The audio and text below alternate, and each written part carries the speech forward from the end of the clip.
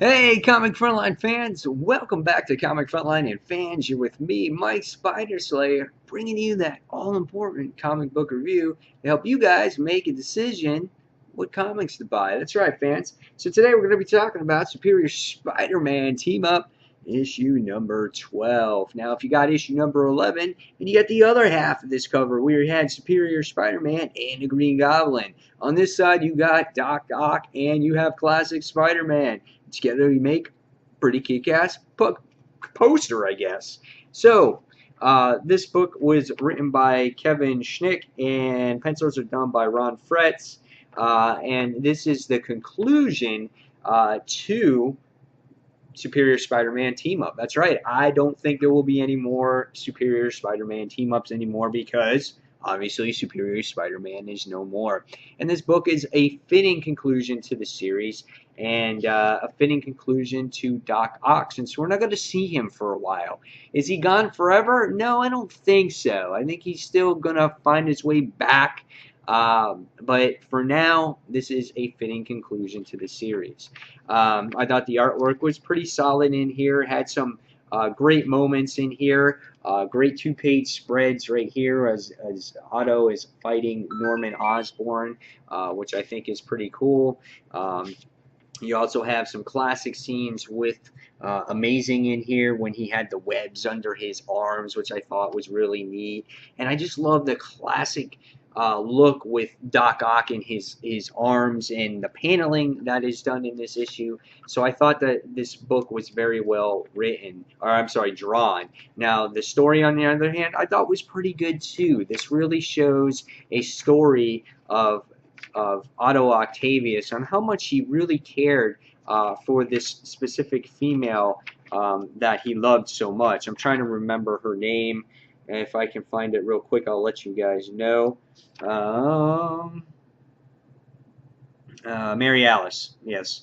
And it shows you their relationship on how they worked together, how they got along with each other, how they were going to get married, and then Norman Osborn obviously infected her with this virus.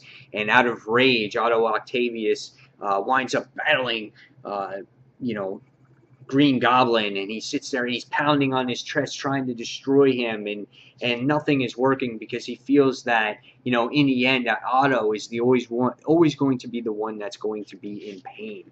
And then what happens is Otto made it this mission to be the top dog, that he is going to be the one that's going to destroy Spider-Man, that he's going to be the superior villain.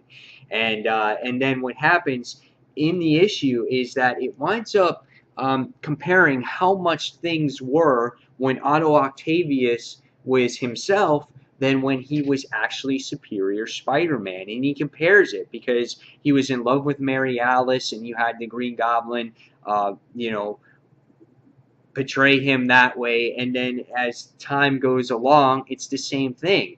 Otto Octavius, as Peter Parker, loved Anna Maria, and yet Green Goblin again is putting her life in danger. So there was nothing that changed here. And what happens is that we see Spider-Man actually make his comeback, and there's again another great two-page spread here. I thought this is a great conclusion to this series on how it represents all people that are in Spider-Man's past and whatnot.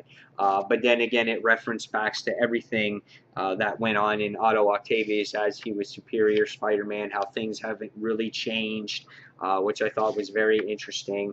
And then at the end, it has Peter. You see Peter, and it flashes back, and he has this great dialogue here that when Otto Octavius shined at his best is when he started thinking with his heart. And I thought that was a great conclusion because it's true. I mean, I thought that you know, for the first time in Superior Spider-Man, we really see Otto Octavius care for somebody, and that was Anna Maria.